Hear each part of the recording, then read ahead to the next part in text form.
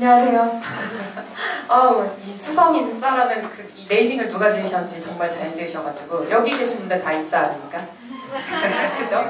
우리 인싸들끼리 오늘 재밌는 시간이 되었으면 좋겠고요. 제 세 번째 시간인데요. 한국 사람들이 또 3이라는 숫자를 엄청나게 좋아하잖아요.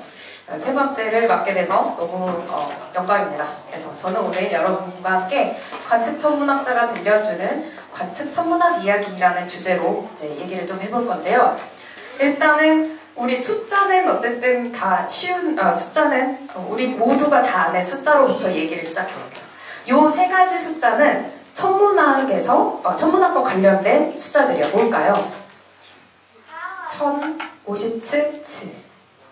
가늠이 되시나요? 약수, 배수 막 이런 거 나와. 근데 저는 교과서가 힘들어요. 자, 1000이라는 건 뭐냐면은 일단 우리나라의 천문학자의 수가 대략 1000명밖에 안 됩니다. 진짜 적어요. 엄청나게 적어요. 우리나라 인구수 생각하면 1000명밖에 안 되니까 무지하게 작은 거죠. 그리고 57은 뭘까요, 그러면? 57? 크게 틀려도 되잖아요. 뭐 이거 시험도 나오는 것도 아니야. 내가 점수를 매기는 것도 아니고. 과학관의 수? 뭐 그럴 수도 있는데, 자, 이게 뭐냐면 한국 천문학회의 나이입니다. 우리나라는 뭐 물론 옛날에 역사 서적이나 이런 걸 조선시대 뭐 그 전에 삼국사기 이런 거를 뒤져봤을 때는 되게 유구한 역사를 가지고 있지만 현대 천문학 중에서 한국 천문학회가 시작된 지는 57년밖에 안 됐어요. 굉장히 상당히 짧은 기간이죠. 그리고 마지막 7은 뭘까요? 우리나라의 관측 천문학자의 수? 우와, 우리나라 되게 빡세겠다. 그러면은 관측 천문학자 7명? 네, 뭐 일리 있어요. 네, 내가 그렇게 희귀한 동물이었구나. 그리고 또 누가 있을까? 7? 친구 뭘까요?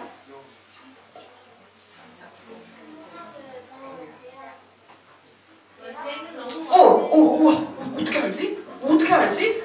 대단한데? 사전에 공부하고 했나? 천문학을 공부하는 대학의 수라고 대답했어요. 정말 맞아요. 우와, 진짜 대단하잖아요. 우리나라의 미래가 이렇게 밝아요. 여러분 박수. 대단하다. 아니, 선생님 너무 감명했는데? 선생님 줄 것도 없고 이따가 한번 안아줄게요. 네, 천문학과가 있는 대학 교수가 7개밖에 안 됩니다. 자, 학부과정 기준으로 7개밖에 안 돼요. 그리고 마지막 1이라는 숫자가 있는데요. 1은 뭘까요?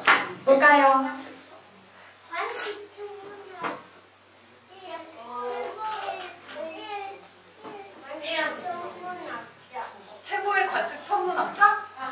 그렇지. 최고는 한 명밖에 없겠지? 일단 물론 다 저희 관측 천문학자들이 다 훌륭하시죠? 네. 뭐 비슷해요? 자, 별을 관측하는 천문학 망원경 아니에요? 망원경이요? 뭐 비슷할 수도 있어요. 근데 그런 건 아니었고 약간 비슷하게 얘기했는데 선생님 지금 여러분 아까 1000명 정도 되는 우리나라의 천문학을 하시는 분들 중에 지금 여러분 앞에 있는 이 사람이 그 중에 한 명이라는 소리입니다. 그래서 여러분은 오늘 천문학자를 진짜 눈에 희귀한 천문학자, 우리나라 1000명밖에 안 되는 애 중에 하나가 일단 여러분과 함께 이 공간에서 숨을 같이 들이마시고 있구나, 이렇게 생각을 하시면 되겠어요. 안녕하세요. 성함이 너무 길었습니다. 아스트로텔러 관측 천문학자 현민이라고 합니다. 반갑습니다. 되게 뒤에 있는 거 망원경이에요. 저는 일단 다른 사람들보다 조금 더 희귀한 관측 천문학자인데, 왜냐면 해외를 진짜 많이 쏘다녔거든요. 이상하게 어렸을 때부터 역마살이라는 게 뭐냐면, 어린 친구들 있으니까 가만히 한 자리에 못 있고 어딘가 막 뛰쳐나가고 어딘가 돌아다니는 거야. 근데 어렸을 때부터 어른들이 야, 너는 왜 한 자리에 가만히 안 있고 어디를 막 맨날 쏘다니고 막 이래? 이랬었어. 근데 그게 어른 돼서도 그대로 가더라고요. 그래서 이렇게 하와이에 있는 천문대도 갔다 오고 또 저런 칠레에 있는 망원경도 갔다 오고 하니까 이런 경험들을 나만 알고 있기가 조금 아깝잖아요. 그래서 좀 천문학자이로서 또 이런 천문학이라는 특이한 아주 독특한 학문을 하면서 이런 경험을 일반인 분들과 공유를 하고 싶다가 제 생각이었습니다.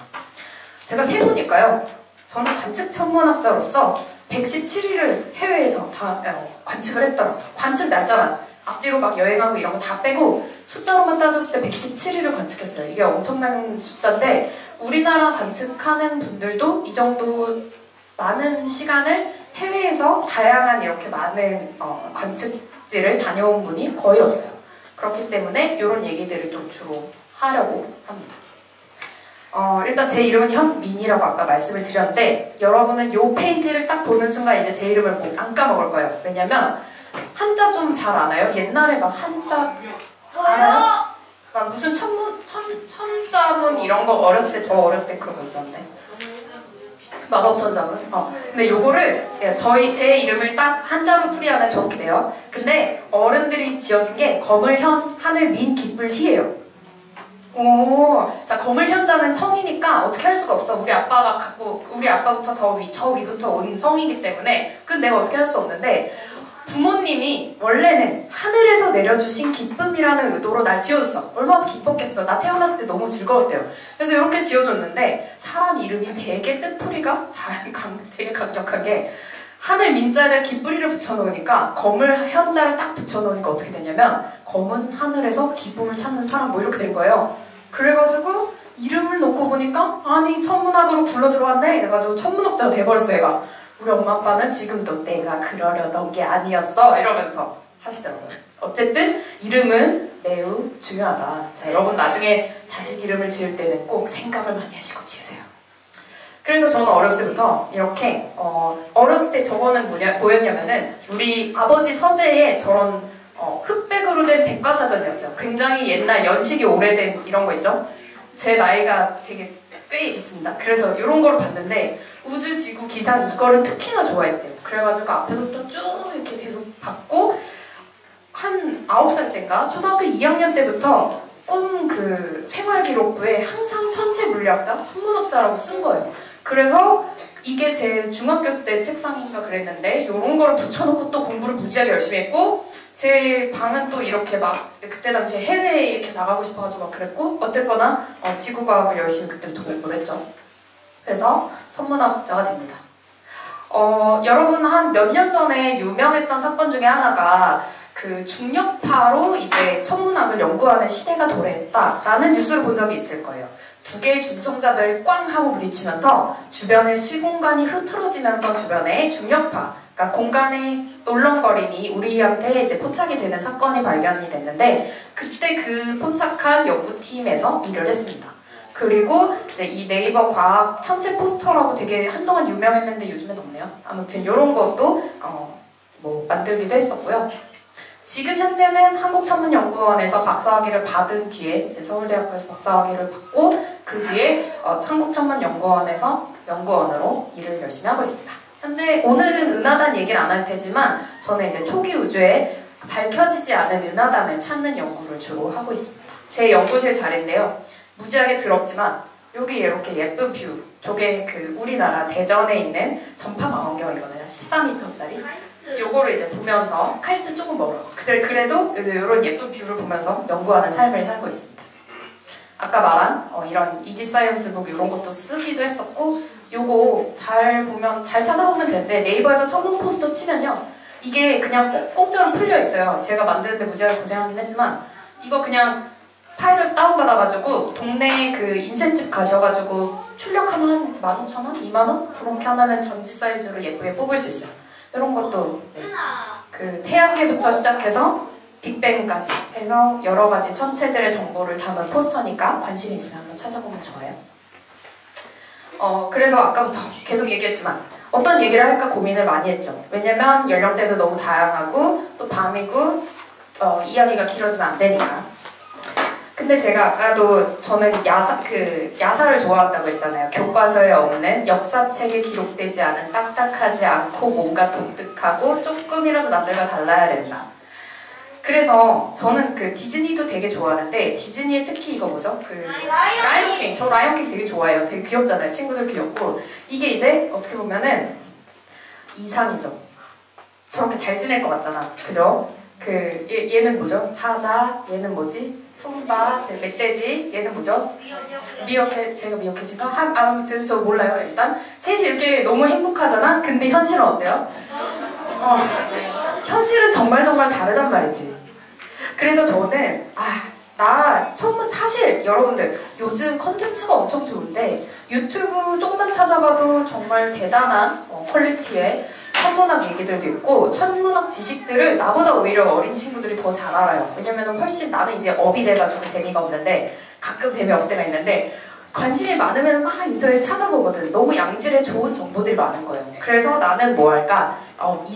그러니까 그냥 사람들이 아는 정보를 찾을 수 있는 사람들이 생각하는 그런 천문학 얘기 말고 나만 아는 그런 얘기를 하자.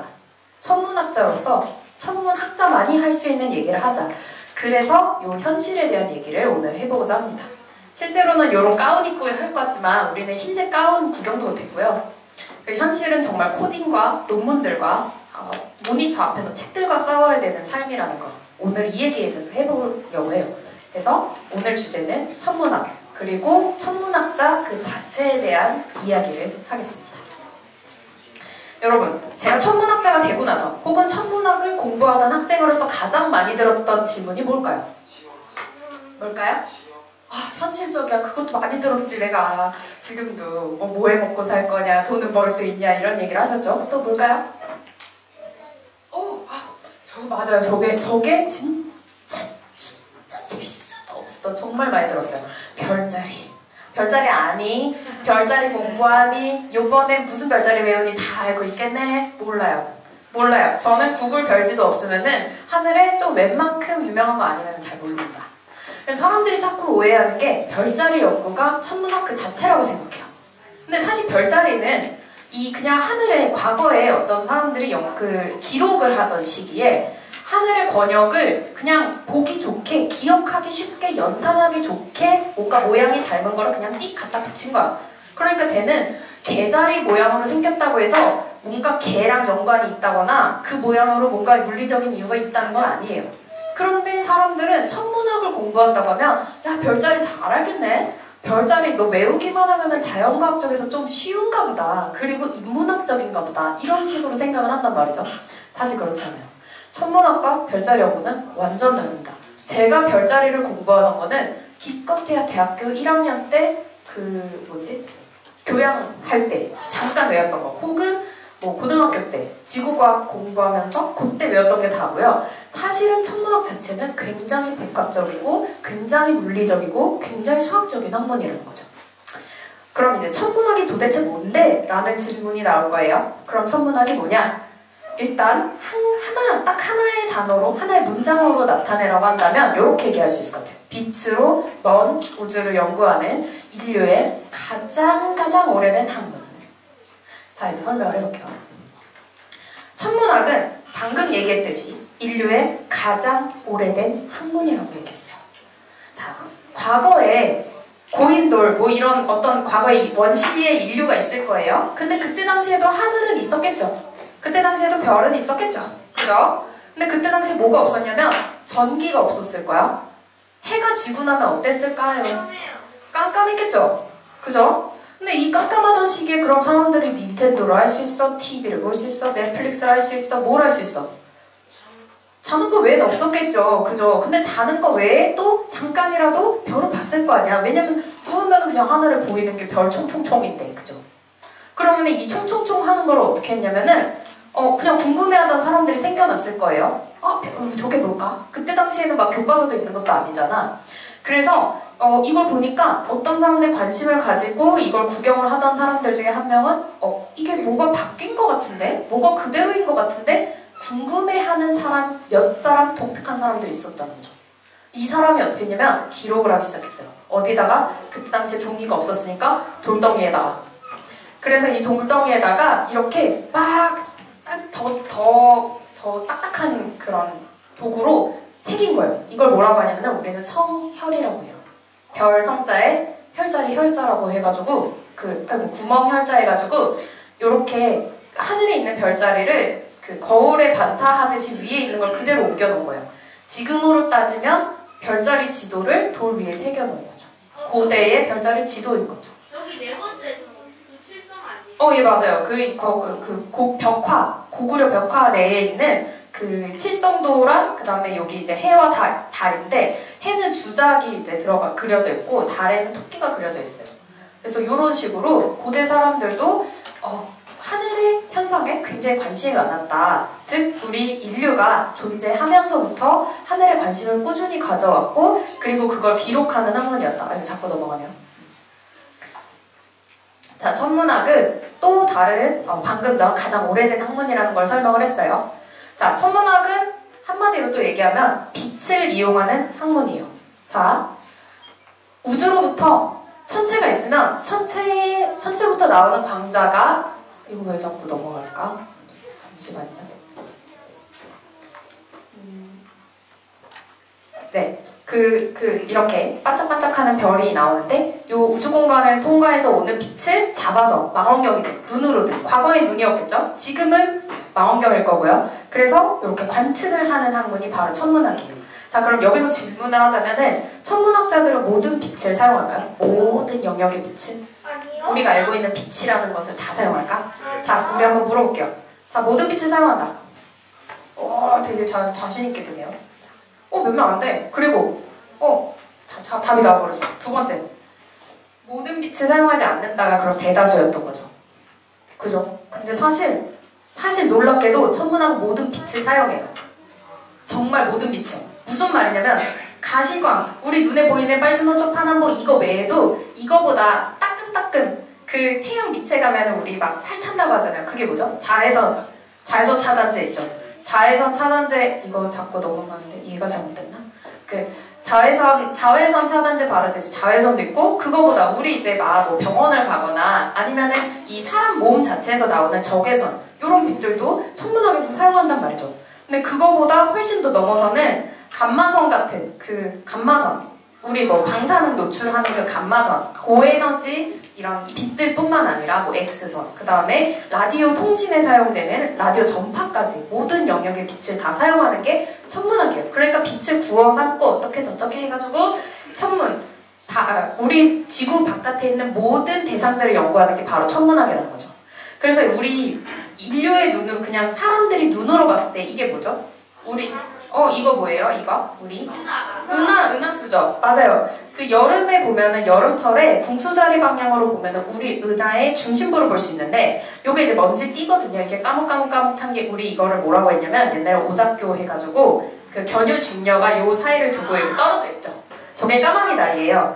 근데 요거를 다른 영역의 빛들로 보게 되면 요렇게 됩니다.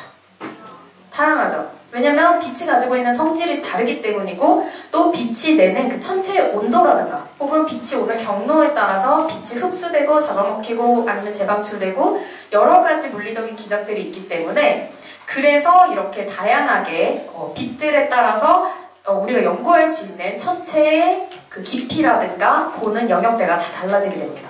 적외선만 보더라도 지금 가시광에서 보이지 않던 은하 면에 있는 밝은 별들을 볼 수 있죠. 그죠? 전파 같은 경우에도 중심부에 있는 핵 부분을 볼 수 있고요. 감마선 같은 경우에는 이 바깥에 있는 그 에너지 소스 중에서 조금 더 밝은 또 뜨거운 애들을 볼 수 있어요. 아무튼 이렇게 천문학은 모든 빛을 이용한다라고 보시면 되겠습니다. 자, 그럼 천문학자는 이제 정리를 해볼게요. 천문학은 앞에서 모든 빛을 사용하고 인류한테 가장 오래된 학문이라고 말씀을 드렸어요. 그럼 천문학자는 도대체 뭐 하는 사람일까? 천문학자는 뭐 하는 사람일까요? 우주를 연구하는 사람. 정말 정답인데 정말 빛의 영역에 따라서도 또 연구하는 대상에 따라서도 이렇게 다양한 게 천문학자입니다. 그러니까 별자리만 연구하는 사람이 아니라는 거죠. 별자리는 연구할 거리도 없고 그래서 항성을 연구하는 사람이 있고 은하를 연구하는 사람이 있고 또 뭐 이런 충돌체를 연구하는 우주 환경을 연구하는 사람들도 있고 정말 다양한 천문학자들이 존재를 한다 이겁니다. 선생님. 네. 근데 왜 아까 전에 화성을 빼먹었어요? 화성이요? 네. 화성은 행성에 들어가니까 빼먹었어요. 행성 천문학 안에 이제 화성은 우리 우리 태양계에 있는 행성 중에 하나이기 때문에 행성 천문학자에 들어가겠죠. 네, 그죠? 그래서 천문학자의 종류는 이론 천문학자와 관측 천문학자 이렇게 크게는 갈래를 나눌 수가 있는데 이론 천문학은 그냥 말 그대로 수식을 풀고 물리적인 쪽에 시뮬레이션을 하고 이런 식으로 바뀝니다. 근데 얘네들은 컴퓨터만 가지고 할 수 있는 일들이기 때문에 시뮬레이션하고 컴퓨터랑 맨날 씨름을 해요. 그래서 논문이 일단 더 빨리 나와요. 왜냐면 짱 박혀서 그것만 하니까. 근데 관측 천문학 같은 경우에는 저 같은 경우만 해도 해외로 막 관측을 다니고 그랬죠. 그렇기 때문에 막 일단 돌아다니고 관측 데이터를 처리하고 이렇게 해서 논문이 늦어질 수도 있어요. 가장 큰 이유 중에 하나는 날씨가 도와주지 않으면 답이 없어요. 비가 내리거나 뭐 천재지변 지진이 일어나거나 아니면 망원경이 안 돌아가거나 이러면 어떻게 할 수가 없습니다. 그리고 그 외에도 어떤 분야가 있냐면 기기나 프로그래밍을 하는 분들이 있어요. 관측 데이터를 처리하려면 혹은 망원경이 움직이려면 그거를 어떻게 움직이든 간에 소프트웨어가 필요하겠죠. 그렇기 때문에 여러분이 천문학자가 된다라고 했을 때 이런 분야로도 갈 수 있는 거예요. 기기나 프로그래밍을 전문으로 하는 이런 관측 기기 천문학자가 될 수도 있죠. 이런 거를 근데 하나하나만 하는 게 아니고 저만 해도 요거 세 개 곁다리 이렇게 있는데 이쪽에 더 많은 부분을 차지하고 있어서 스스로는 관측 천문학자라고 소개를 보통 합니다. 그 외에도 아까 빛에 대한 종류를 나눴었잖아요. 광학 천문학자가 우리가 눈으로 보는 가시광 영역을 주로 연구하는 사람이 광학 천문학, 전파 천문학, 적외선 천문학, 자외선 천문학 이런 식으로 빛의 영역에 따라서 너무너무 달라지기 때문에 사실 우리가 같은 천문학자라고 해도 저 사람이 뭐 하는지 잘 모르는 경우가 많아요. 그냥 이제 우리 두루두루 정말 다양한 거, 우주의 신비를 밝히기 위해서 내가 좋아하는 혹은 내가 알고 싶은 연구 대상을 공부하기 위해서 다양한 빛과 다양한 도구를 사용해서 일을 하는 것, 우주의 비밀을 밝히는 사람들이 바로 천문학자가 되겠습니다.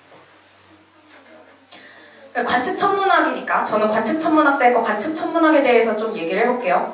관측 천문학은 아까도 막 이렇게 예쁜 밤하늘 별자리 관측하는 거 있죠. 여러분 관측하면 이런 생각 하지 않아요? 그죠? 해외 갔으면 나 되게 예쁜 관측지 가가지고 막 별 보고 막 이랬을 것 같죠?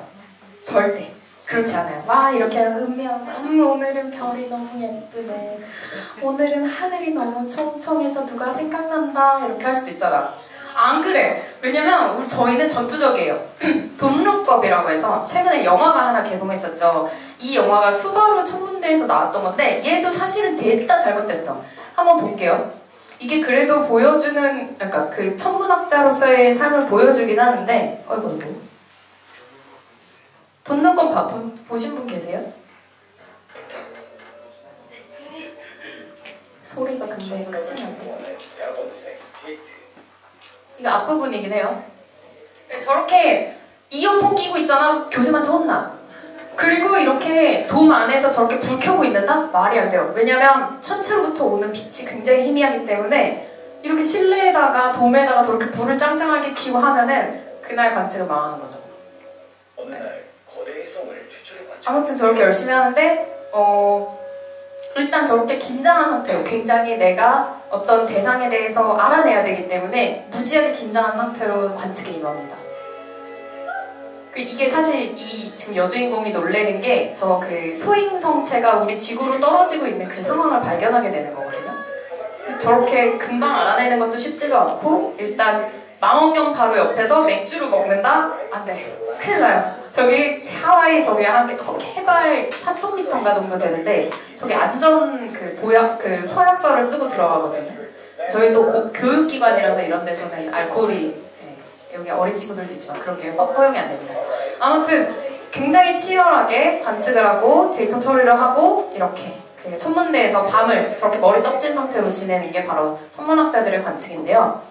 실제로는 눈으로 하늘을 보는 경우가 없습니다. 아까 그 사람들도 다 관측소 안에 들어가 있었죠. 그래서 이게 관측실 아닌데 보면은 모니터가 쭉 있고 이게 지금 언뜻 보이는 것만 해도 4개죠? 근데 여기 하나가 더 있거든요. 5개의 모니터, 최소한 아무리 적어도 한 3개? 5개? 이런 것들을 쭉 보고 여기서 판단을 해요. 지금 날씨가 어떻게 될 것 같은데? 다음 타겟은 어떻게 가야 되는데? 또 뭐가 터졌나? 중요한 게 있나? 이러면서 항상 긴장 상태야. 그리고 여기 보면은 여기가 창문인데요. 까맣게 가려져 있죠.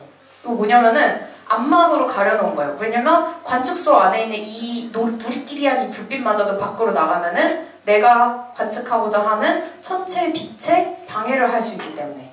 그래서 철저하게 저희는 일단 해 지기 전에 관측소에 들어가서 해 뜨고 나와요.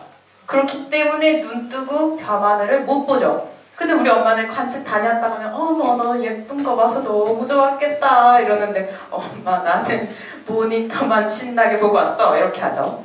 아무튼 이렇게 되게 우리가 보는 것과 실제로 하는 그 관측의 이미지는 많이 다르다. 그리고 그 천문대에서 그냥 가가지고 막 이렇게 조그만 망원경을 뭐 펼쳐가지고 이렇게 하는 정도가 아니라 큰 망원경, 이게 지금 2.1m니까 그렇게 큰 건 아니거든요. 중소형 망원경인데 이 망원경에 밑에 있는 이 기기를 직접 다는 거예요. 저희 지금 팀원들이었는데 여기다가 달고 그 여기 현지에 있는 그 스태프들이랑 같이 교류를 하면서 이번에 관측은 어떻게 될 거고 어떻게 될 거고 이런 거를 끊임없이 얘기를 해야 돼요. 그래서 낮에도 잠을 제대로 못 잡니다.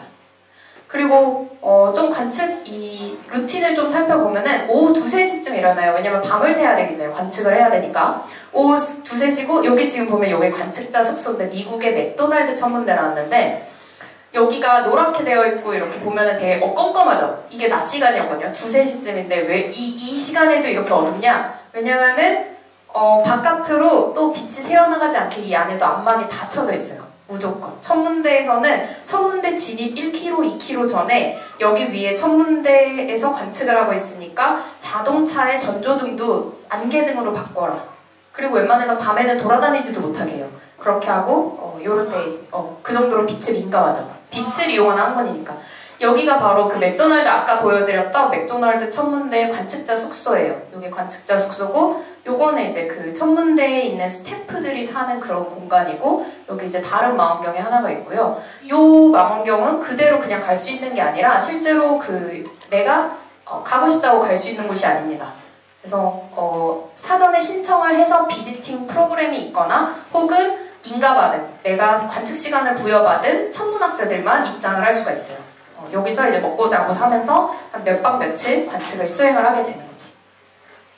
되게 좋은 게요. 천문학자가 되고 거기를 가면 물론 시설 이용료는 냅니다만 일단은 관측 천문학자들을 위한 모든 시스템이 다 잘 정비되어 있어요. 그렇기 때문에 천문학 들어가자마자 천문대 그 관측자 숙소에 들어가자마자 음식도 계속 주고요. 또 이렇게 막 퍼먹을 수 있게 아이스크림도 주고요. 간식도 맨날 넣어줘요. 그렇기 때문에 살이 맨날 쪄서 디룩디룩 쪄서 오는 사람이 있고 아니면은 이제 너무 스트레스 받아서 굶어가지고 못 먹고 나오는 사람들도 있고 아무튼 여기가 이제 여기는 마우나케아에 있는 천문대 숙소이자 천문학자들을 위한 식당인데요. 여기 식당에서 막 바로 옆에 지난번에 노벨상을 받은 아저씨가 식사를 하고 있어. 뭐 그런 상황이 펼쳐지기도 해요. 그러면 괜히 가가지고 안녕하세요. 제가 논문을 봤는데 너무 멋있더라고요. 이러면서 같이 내가 옆에 앉아도 될까요? 이래가지고 막 이렇게 얘기도 하기도 하고 그런 상황이 벌어집니다. 아무튼 천문학자들만 쓸 수 있는 그런 그 천문대 안에 있는 식당도 있다. 그리고 여기는 아까 보여드렸던 거기서 밖을 바라봤을 때 이런 뷰를 아침에 일어나서 밥을 먹는 공간에서 이렇게만 보면 되게 좋아 보이죠.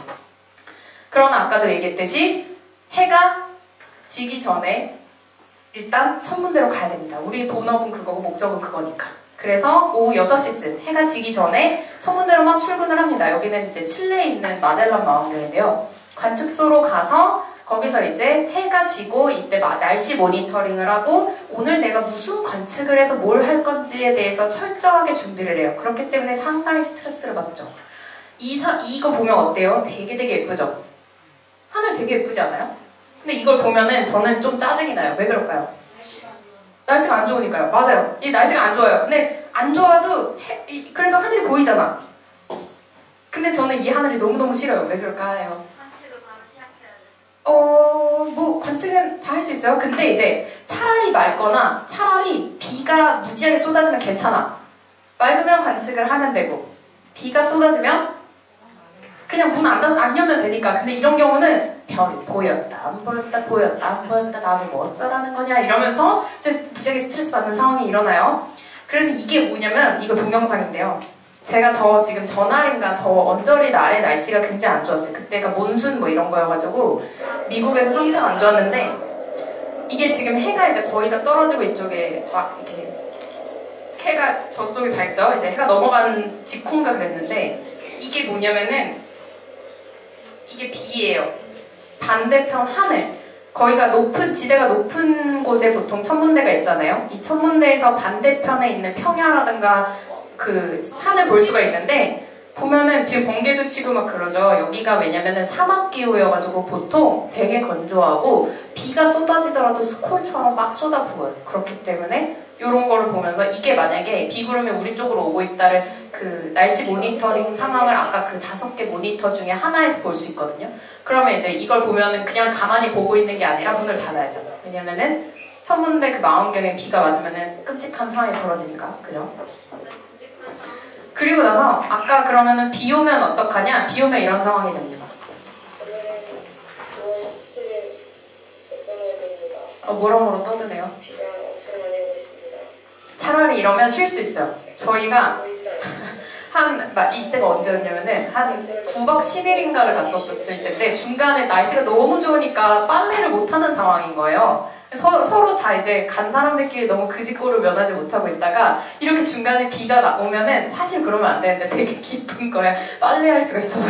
그래서 이런 날은 그냥 교수님께 아이고 교수님 저희 오늘 날씨가 안 좋아서 관측을 못할 것 같습니다. 이렇게 해놓고 좀 약간 쉬기도 합니다. 빨래도 할 수 있고요. 그리고 그 천문학자들 그 공간에 뭐도 있냐면은 당구대가 있기도 하고 그 다트가 있기도 해요. 막 이렇게 보드게임이 있어가지고 그런 거 하면서 전 세계 천문학자들이랑 수다 떨면서 좀 친분을 쌓기도 합니다. 그리고 저희는 밤낮을 바꿔서 생활하기 때문에 밥을 밤늦게 먹는데요. 나이트 런치라고 해서 자기가 배고플 시간에 먹긴 하지만 대략 남들이 자는 시간 한 11시, 12시 뭐 이쯤에 사실 출출해져요. 밤늦게. 그때쯤에 이렇게 그 천문대 스태프들이 가지고 온 밥이나 혹은 내가 싸온 밥을 이렇게 먹어요. 그냥 이제 뭐 버거 같은 거 먹고 그때도 관측을 하면서 긴장을 늦출 수는 없죠. 왜냐면은 망원경은 계속 돌아가고 천체는 계속 지고 있으니까 저 때도 저렇게 그 책상 앞에 앉아가지고 밥을 이렇게 꾸역꾸역 먹으면서 이제 일을 하는 거죠. 그리고 가장 피곤한 시간이 언제냐면 새벽 3시 정도 되는 것 같아요. 저 때는 진짜 너무너무 힘들거든요. 왜냐면은 우리나라에서 미국만 하더라도 가는 동안에 거기가 보통 천문대들은 참 이과대학들도 대학교에서 가장 후미진 곳에 있잖아요. 가장 구석에 있는데 천문대도 마찬가지예요. 왜냐면 사람들이 만드는 인공적인 불빛을 피해야 되니까 일단 산으로 기어 올라가거든요. 그리고 대도시의 불빛들이랑도 가까우면 안 돼요. 공항이랑도 가까우면 안 돼요. 공항이랑 가까우면 무슨 일이 벌어지냐? 비행기가 뜨고내릴 때마다 그 관측한 CCD의 비행기 궤적이 예쁘게 나와 있어요. 그러면 그거 빼느라 무시하기 힘들어요. 그러니까 어떻게 해야 되냐면 대도시가 아닌 산으로 자꾸 천문대들이 올라가게 되는 거예요. 그렇기 때문에 불빛이 없고 사람 인적이 드문 곳에 있어요. 새벽 3시. 그러니까 우리나라에서 그런 그 인적이 드문 마을까지 미국만 해도 한 20시간? 25시간이 걸립니다. 근데 25시간 내가 이동을 하면은 시차도 있고 몸도 피곤한데 갑자기 관측도 해야 되니까 무지하게 힘들거든요. 이때는 진짜 사활을 다해서 혀를 막 깨물면서 내가 이거 진짜 졸면 안 된다 하면서도 나도 모르게 막 졸고 있을 때가 진짜 많아요. 지금 저게 이제 막 흩뿌려져 있는데 이런 화면을 계속 보고 있으니까 8시간 앉아서 계속 저것만 하니까 사실은 엄청 낭만적인 뭔가 그 별 사진을 보고 있는 건 아니죠. 실제로 그 별 사진이라고 해봤자 아주 예쁜 거라고 해봤자 여기 은하인데 은하 사진도 이렇게 희끄무리야.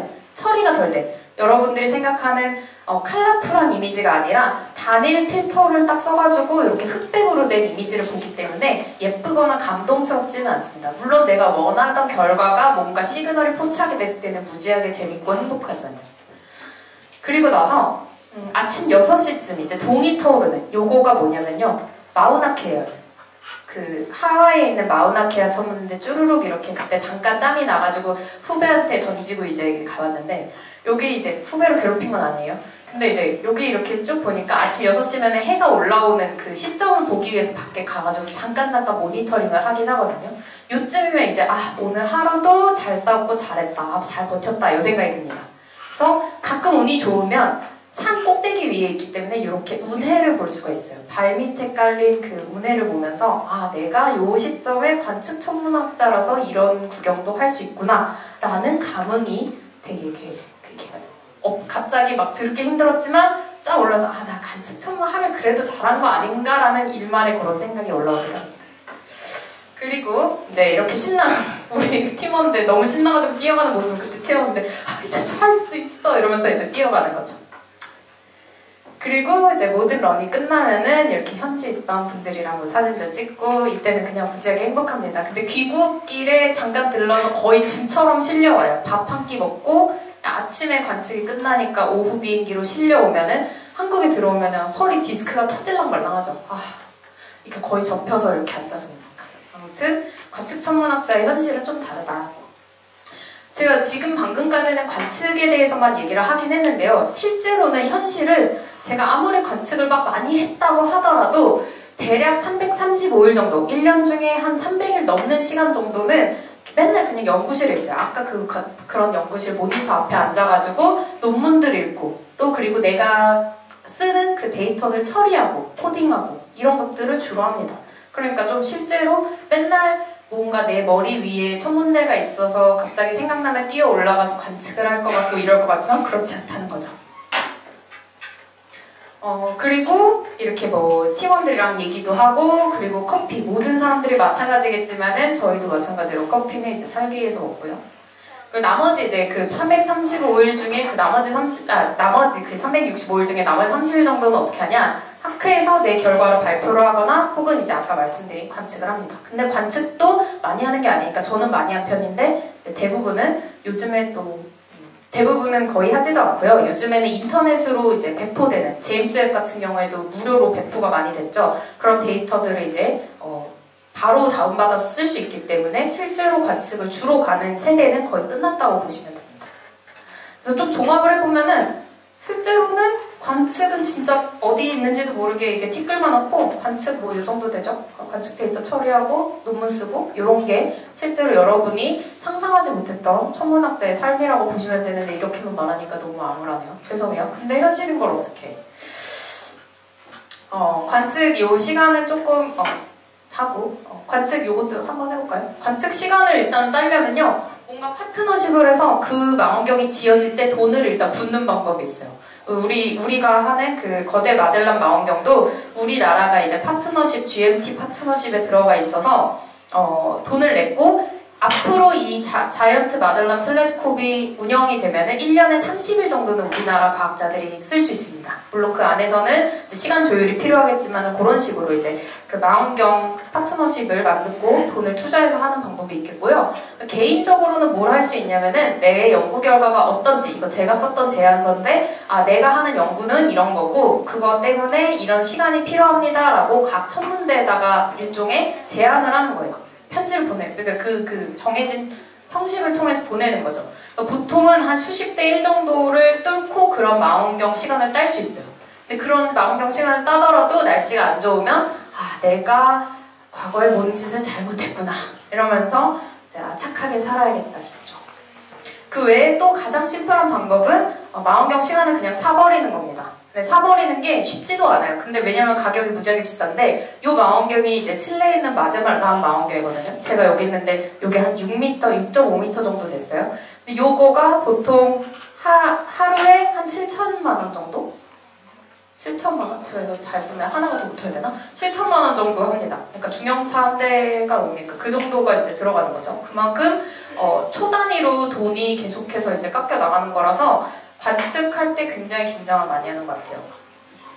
그리고 이제 천문학자가 저처럼 이제 연구만 하는 천문학자가 있는 게 아니라 뭐 교수님, 그 학생들을 가르친 교수님이 될 수도 있고 또 그다음에 과학사 이런 과학 대중천문학을 하는 분들 주로 그쪽에서 활동을 하는 분들도 계시고 요즘에는 천문 데이터가 엄청 크다 보니까 빅데이터 전문가라든가 통계라든가 아니면 회사로 직접 이렇게 가기도 합니다.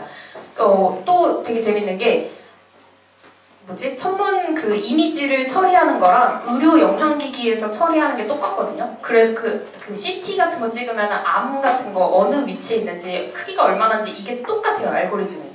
최근에는 의료 영상기기로 천문학자들을 많이 진출하고 계십니다. 이런 식으로 천문학자들은 갈립니다. 아까 친구가 어떻게 알았는지 난 너무너무 신기하지만 천문학과가 있는 국내 대학교가 딱 7개밖에 없어요. 일단 학부가 서울대, 연세대, 세종대, 경희대, 충남대, 충북대, 경북대 이렇게 있고요. 그 외에 이제 여기 적혀 있는 것들은 대학원 과정에서 천문학을 가르치는 그 외에도 이제 지구과학 교육과도 있긴 한데 일단은 큰 갈래로 7개 정도밖에 안 됩니다. 그러니까 만약에 천문학자가 되고 싶으면은 이런 쪽으로 알아보면 되겠죠. 네. 아, 그래요? 그러네요. 네. 물리는 혹시 저기 물리는 여기 안 들어가 있어요. 물리학과는 훨씬 많아요. 네. 그리고 이제 천문학과에서 배우는 것들은 이렇게 다양하다. 그냥 우리가 아까 말한 별자리 이런 게 아니라 은하천문, 천문관측, 태양계 천문학, 유체역학, 양자역학, 우주론 막 이런 거 선형대수 머리 생각해서 막 지끈지끈하죠. 그러니까 만약에 천문학자가 되고 싶다 이러면은 지금부터 물리와 수학과 코딩을 진짜 열심히 해놓는 게 좋습니다. 아주 현실적으로 얘기해드릴 수 있어요. 이거는 정말 잘 해야지 가능해요. 그렇기 때문에 저는 어렸을 때 제가 이걸 알았으면 좋았을 텐데 어렸을 때는 그냥 막 예쁜 별만 보는 줄 알았던 거야. 근데 실제로는 대학교 1학년에 딱 들어가서 충격을 먹은 거죠. 아니 내가 이거 4년을 하고도 박사가 되려면 한 10년을 더 해야 된다고 했는데 그걸 하긴 했어요. 그렇게 해서 따긴 땄는데 아무튼 천문학 이런 거를 해야 되니까 만약에 여러분 중에 천문학자가 되고 싶으면 지금부터 각오를 하시고 준비를 하시면 되겠습니다. 겁을 너무 많이 줬네요. 천문학자한테 필요한 거를 생각해 봤을 때 천문학자로서 일단 체력이 좋아야 되고요. 공부를 하려든 아니면 밖에 나가가지고 관측을 하려든 아니면 시뮬레이션 돌리든 일단 체력이 좋아야 되고 요즘에는 뭐 학자뿐만 아니라 다 체력은 좋아야 되죠. 그 외에도 엉덩이도 무거워야 되고 사교성도 좋아야 되고 영어 실력도 좋아야 되고 아까 말한 물리나 수학 같은 것도 좋아야 되는데 일단은 가장 중요한 거는 제 주변의 천문학자들을 다 물어봤을 때 과거 언젠가 한 시점에는 우주를 정말 좋아하는 우주가 뭔지 궁금해서 내가 꽂힌 어떤 대상이 되게 궁금해서 시작한 사람들이 많더라고요. 그래서 이런 지적 호기심이 있어야 일단 시작을 할 수 있는 것 같아요. 많이 힘들더라도 궁금한 게 있어야지 계속 파보고 다시 해보고 다시 도전하고 이런 일들이 있을 거잖아요. 그래서 여기까지 일단 해봤는데 사실 뒤에 망원경에 대한 얘기를 조금 더 하려고 해요. 근데 지금 약간 45분을 해서 피곤하실 것 같거든요. 잠깐 5분 쉬었다가 아주 짧게 2부를 할까요? 그러면요? 그냥 계속해요? 계속해도 괜찮아요? 아, 자는 거 아니지? 알았어요. 자, 길었습니다. 천문학자와 천문학에 대해서 얘기를 했어요. 자, 이제 천문학자는 눈으로 별을 보지 않는다라는 점에 대해서 얘기를 해볼게요. 자, 천문학자는 눈으로 보지 않는다? 그럼 뭘로 보냐? 여기 적혀있는 망원경으로 보죠. 여러분 천체 망원경은 잘 알죠? 자, 망원경은 종류, 이거는 약간 교과서에 나오는 얘기예요. 빛의 파장에 따라서 아까 감마선, X선, 자외선, 이런 애들이 있어요. 파장에 따라서 다른데 그게 그 우주망원경 같은 경우에는 자외선, 감마선 이런 애들은 지구 대기를 통과할 수 없어서 우주로 주로 쏘아 올렸죠. 적외선 같은 경우에 가장 대표적인 게 최근에 제임스 웹 우주망원경이 있겠고요. 그 외에 이제 뭐 우리 그 지상에서는 보통 광학망원경이 주로 많았었고 그 외에 전파망원경 등이 있죠.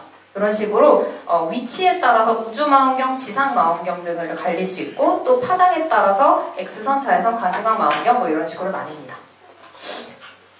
그 외에 이제 망원경의 종류에 따라서 이것도 뭐 그냥 너무 학문적인 얘기긴 한데요. 굴절망원경이랑 반사망원경 그래도 망원경에 대해서 관심이 좀 많다고 하면은 이런 거 이제 구매를 할 때 많이 알아봤던 것 같아요. 굴절망원경은 좀 상대적으로 좀 작고요, 정통이. 반사망원경은 좀 큰데 그게 왜 그러냐면은 렌즈랑 이게 거울이라는 두 가지 차이점이 있는데 굴절은 그냥 빛을 굴절시키니까 우리가 렌즈, 특히 안경 생각하면은 좀 쉽죠. 반사망원경은 말 그대로 반사시키는 거니까 주로 거울을 이용해서 빛을 모은다는 게 있는데 두 가지의 장단점은 이렇습니다. 왜냐면은 굴절망원경 같은 경우에는 렌즈라는 건 양쪽 면을 다 가공해야 되기 때문에 무지하게 정밀해야 돼요. 그렇기 때문에 같은 구경이라면 무지하게 비싸고 그리고 반사망원경 같은 경우에는 한쪽 면만 가공을 하면 되기 때문에 얘는 가격적인 면에서 이점이 있습니다.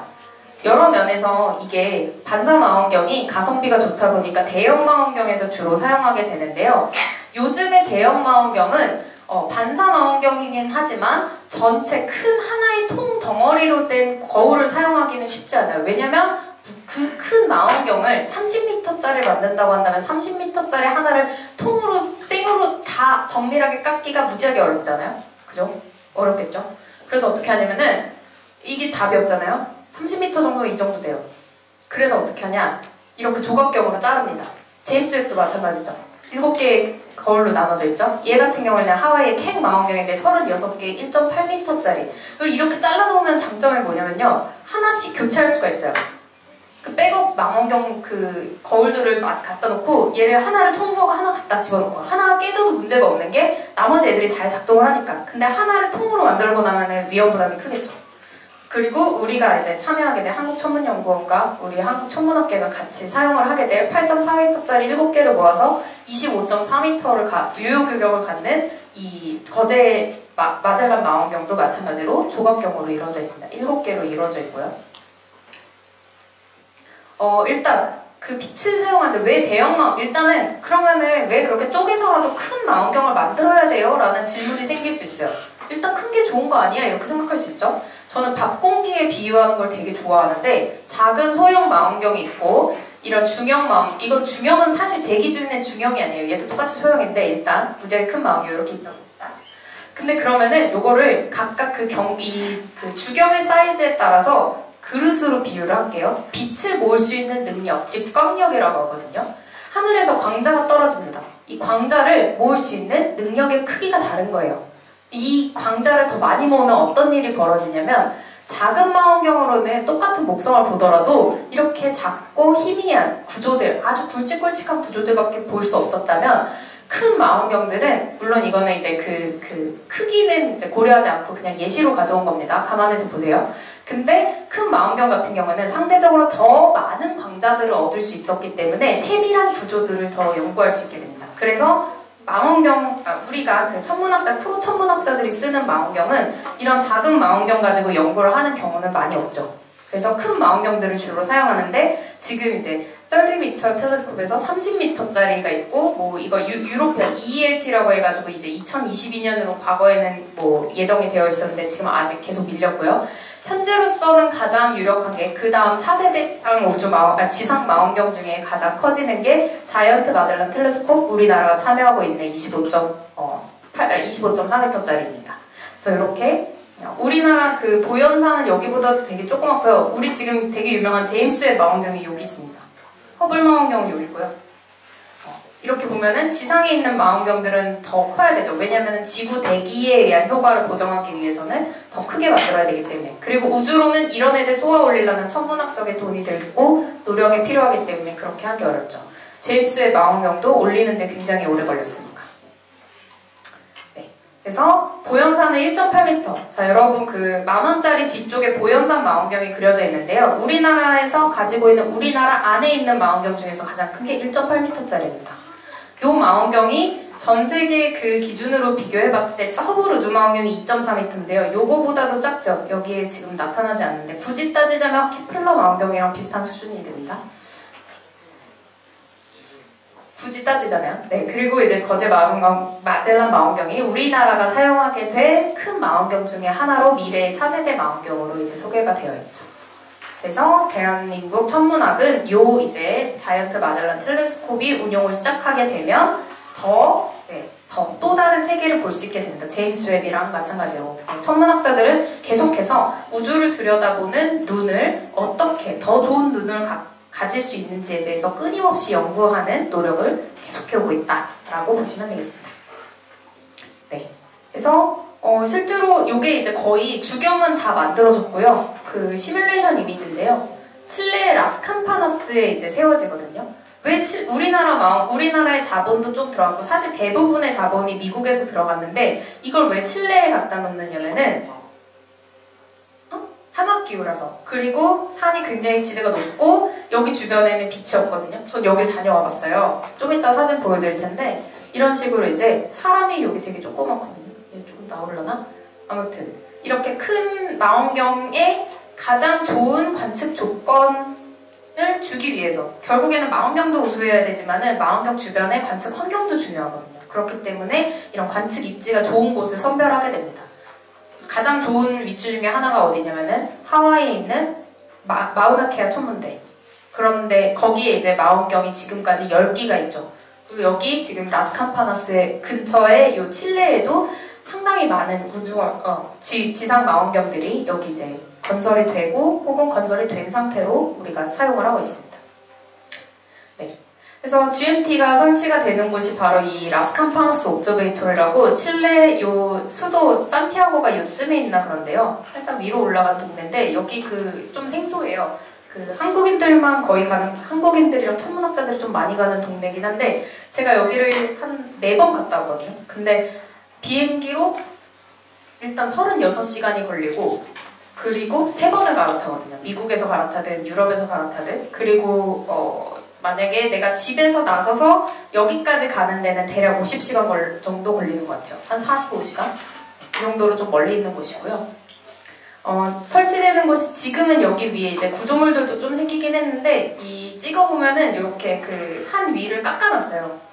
주변에 아무것도 없죠. 여기 보면은 나무가 거의 없거든요. 나무가 없고 덤불처럼 가시덤불처럼 되어 있잖아요. 이 가시덤불로 된 게 이제 이 지형의 그 기후를 보여주는 건데 기후가 굉장히 건조하고 또 물도 부족하고 바람도 잘 안 불고 이런 구조이기 때문에 사실상 동물들도 많이 없고 또 이렇게 풀도 자라기가 힘든 구조입니다. 그래서 이런 GMT가 설치되는 곳은 산꼭대기, 사막 지형의 산꼭대기에 지어지게 됩니다. 이제 우주망원경 얘기를 아주 간단하게 하고 끝날 텐데 우리 지금 이거 뭐죠?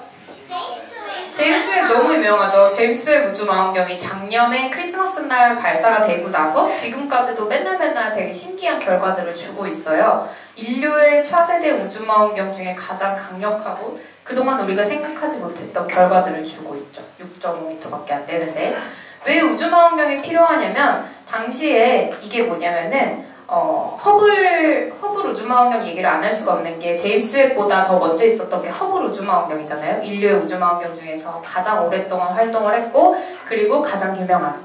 근데 이 허블 우주망원경이 탐사를 하던 중에 어떤 사람 칼 세이건이 궁금해가지고 여기 빈 하늘의 영역을 한번 찍어보자 이렇게 해서 찍어봤어요.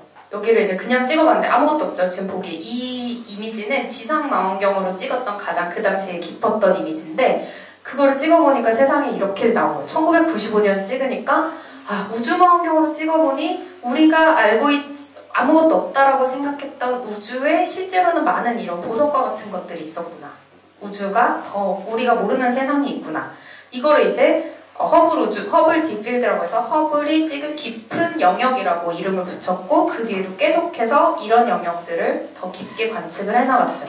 근데 그 허블 우주망원경이 이 어느 정도까지 깊이를 볼 수 있냐면은 빅뱅 후 대략 8억 년 수준까지 볼 수 있다고 했어요. 근데 이제 우리 지금 현존하는 망원경들 인류의 가장 파워풀한 제임스 웹 우주망원경은 빅뱅 후 우리 우주가 겨우 2억 년 수준까지 응애 하던 시기, 최초의 별과 은하가 태어나던 시기까지 이제 볼 수 있는 시대가 온 거예요. 실제로도 허블 우주망원경이 그 전까지는 보여줄 수 없던, 그러니까 허블 울트라 딥필드가 그래봤자 이제 4억 년, 5억 년 수준까지 볼 수 있었는데 이 시기가 대략 언제냐면 우주 제2온화 시기 바로 뒤쪽에 혹은 고원저리에 있는 첫 별들 혹은 2세대 별들이 태어나는 시기였거든요.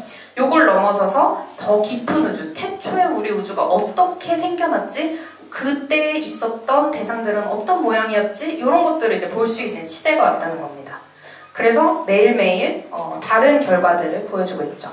그래서 제임스 웹 우주망원경은 인류에게 새로운 우주를 보는 눈이 되었고 새로운 것들을 매일매일 보여주고 있습니다. 관측 천문학이 가장 근대 관측 천문학이 시작된 게 언제냐면요. 1609년입니다. 이게 갈릴레오 갈릴레이거든요. 유명하죠? 갈릴레오 갈릴레이가 1609년에 자기가 이렇게 망원경을 이용해가지고 그걸로 관측을 합니다. 뭘 관측했냐면은 달의 위상 변화라든가 금성의 식 현상이라든가 그 외에 행성들을 이제 기록하는데요. 요게 실제로 갈릴레오 갈릴레이가 도구를 사용해서 천체 현상을 관측한 태초의 시점이라고 해가지고 이때를 우리가 근대 관측 천문학의 시작이라고 보고 있습니다. 그 뒤에 대략 400년 정도가 지나서 우리 인류는 이렇게 엄청나게 빅뱅 후 2억 년이 되는 수준까지 볼 수 있는 인류의 굉장한 눈을 얻게 되었죠.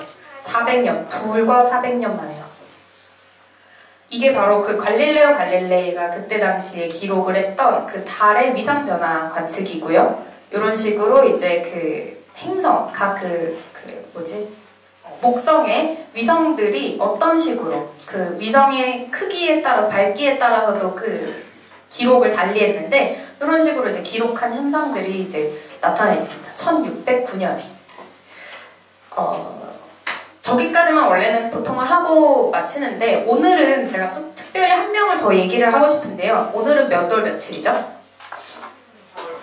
3월 8일이죠. 3월 8일이 혹시 무슨 날인지 알고 계시나요? 오, 되게 똑똑하다. 여성의 날 맞아요. 세계 여성의 날이에요. 세계 여성의 날인데 우리나라는 약간 생소할 수 있는데 해외에서는 1975년에 유엔에서 직접적으로 공식적으로 지정을 한 날이고 세계 여성의 인권 내지는 그동안 싸웠던 노동자 계급이라던가 뭔가 그 여성의 권리를 위해서 싸웠던 그런 모든 사람들을 기념하고 그리고 그 여성들을 축하해주는 뭐 그런 날이래요. 근데 저도 이제 잘 모르는데 조사를 해보니까 이 캐롤리나 허셜이 굉장히 중요한 인물이에요. 들어보셨어요? 잘 모를 거예요. 근데 허셜이란 말은 좀 익숙하지 않아요? 그쵸, 많이 들어봤죠. 이 캐롤리나 허셜은 잘 몰라요. 근데 이 사람은 인류 최초의 프로 여성 천문학자로 돈을 받고 일한 진짜 프로 천문학자예요. 1750년부터 1848년까지 산 분인데요. 이 사람의 오빠가 그 유명한 윌리엄 허셜입니다. 윌리엄 허셜이 어떤 사람이냐면요. 근대의 대형망원경을 만든 사람이라고 알려져 있고 이 사람은 천왕성을 발견한 사람이에요.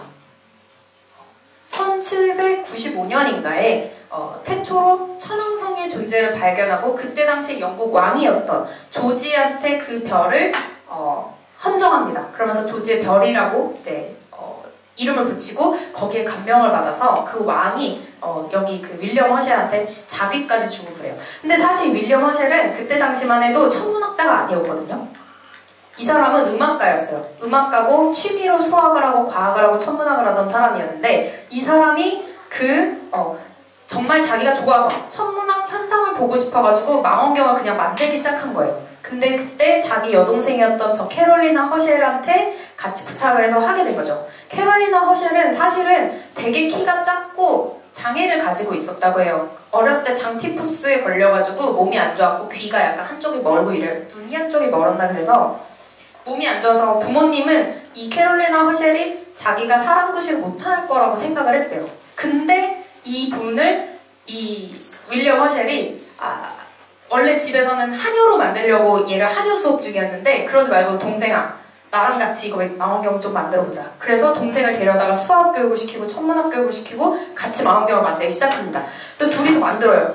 만들어서 총 남매가 만든 게 400개나 돼요. 망원경을. 근데 그 400개가 그 자기는 취미로 시작을 했는데 주변에 너무 성능이 뛰어나니까 소문이 막 나기 시작한 거야. 그래서 어떻게 했냐면 본업을 때려쳐요. 음악가의 길을 다 때려치고 전문 망원경 만들고 그걸로 관측을 하는 사람으로 탈바꿈합니다. 그래서 그때 당시에 알려져 있던 메시의 천체 등 여러 가지 천체들 2000개를 포함해서 500개의 새로운 해성이라던가 여러 성운이라던가 이런 것들을 추가해가지고 남매가 목록화한 게 2500개의 천체를 목록화해요. 그리고 이 옆에 있는 거는 그 400개 중에 가장 유명한 1.26m 정도의 주경을 가지고 있고 사람이 여기 표현이 되어 있는데 이 길이가 12m거든요. 이걸 둘이서 만들어요. 물론 주변에 뭐 도와주는 사람이야 있었겠죠. 근데 기본적으로 이 두 사람이 만든 망원경인데 이 망원경이 무지하게 대단한 게 당시에 가장 성능이 좋다고 알려졌던 영국의 그리니치 천문대의 그 망원경보다도 성능이 46배가 뛰어났어요. 되게 신기하죠? 아마추어가 만들었어요. 근데 그렇게 천문학에 대한 열정이 엄청 뛰어나서 만든 그 망원경이 이걸 훨씬 그 당시에 프로 천문학이나 그때 당시에 그 과학의 정수라고 불렸던 천문학 그 천체 망원경을 훨씬 능가했다는 거죠.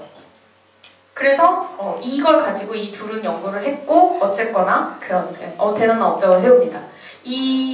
요게 뭐냐면요. 그 아까 캐롤라인 허셜이 오빠의 그늘에만 있었던 건 아니고 오빠가 발견하지 않았던 8개의 해성들을 또 찾아내고요. 그 외에도 자기 스스로도 기록을 해요. 그리고 오빠가 1822년에 죽고 나서도 계속해서 자기는 그 목록화 작업을 합니다.